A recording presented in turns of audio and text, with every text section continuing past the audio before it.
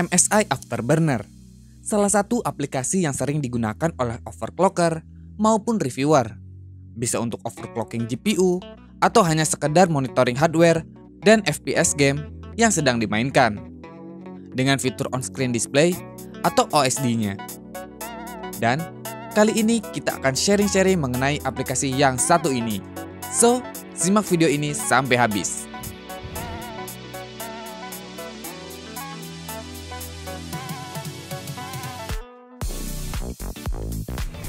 Banyak orang, apalagi reviewer, yang menggunakan aplikasi MSI Afterburner untuk overclocking maupun monitoring hardware mereka. Sering juga dipakai untuk mengetahui FPS dari game yang sedang dimainkan. Kali ini, yang akan kita bahas terlebih dahulu adalah fitur monitoring hardware dan on-screen display-nya. MSI Afterburner sendiri bisa kita download secara gratis melalui website MSI. Linknya akan saya taruh di deskripsi. Saat penginstalan, disarankan terhubung ke internet, karena terkadang ada DirectX dan Microsoft Visual C++ yang perlu diinstal. Pada saat penginstalan, akan ada dua aplikasi yang terinstal, yaitu MSI Afterburner-nya itu sendiri dan RivaTuner Statistic Server atau disingkat RTSS. RTSS-nya ini perlu kita aktifkan terlebih dahulu untuk menggunakan on-screen display-nya. Untuk mengatur apa saja yang ada di on-screen display, kita bisa pergi ke settingan yang ada di MSI Afterburner.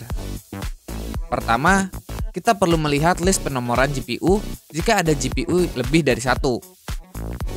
Selanjutnya, kita bisa ke tab monitoring. Di sini ada list item-item yang bisa kita tampilkan di on-screen display, seperti GPU temperatur, clock speed, memory speed, usage, dan lain-lain. Ada juga monitoring prosesor, bahkan hingga per core-nya. Bagian list ini akan berbeda tergantung dengan tipe dan spesifikasi komputer atau laptop yang digunakan. Di bagian kiri ada tanda checklist yang menandakan item tersebut akan dimonitoring. Beberapa item ada di kondisi nonaktif.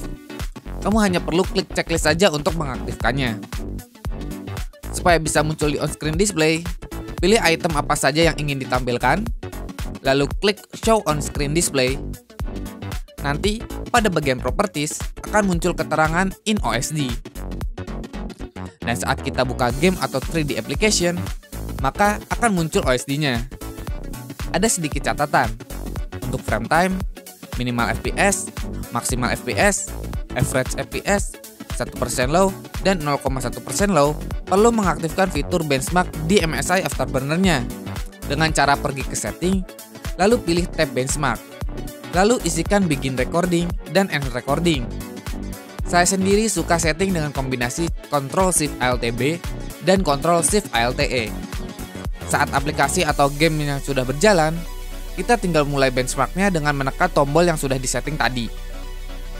Jangan mulai benchmark saat masih loading atau main menu, karena biasanya hasilnya bisa jauh dari aslinya, seperti jadi 1 FPS. Akan ada juga item-item yang muncul hanya dalam satu baris. Untuk membuatnya terpisah, kita hanya perlu ke item di listnya, lalu pilih Override Group Name. Contoh, saya akan memisahkan item average FPS, maka saya checklist Override Group Name dan ganti namanya dengan Average FPS. Dengan begitu, di OSD-nya akan terpisah. Tujuan umum memonitoring hardware seperti ini adalah mulai dari mengecek kondisi hardware, apakah bekerja maksimal atau tidak, sekedar ingin melihat performa, atau ingin membandingkan laptop atau PC kita ketika akan ganti atau upgrade ke device baru.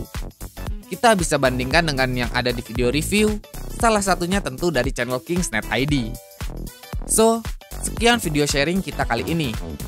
Kalau ada pertanyaan atau mau request untuk video sharing selanjutnya, silahkan komen di bawah. Jangan lupa follow sosial media dan marketplace kami, atau juga bisa main ke toko offline kami.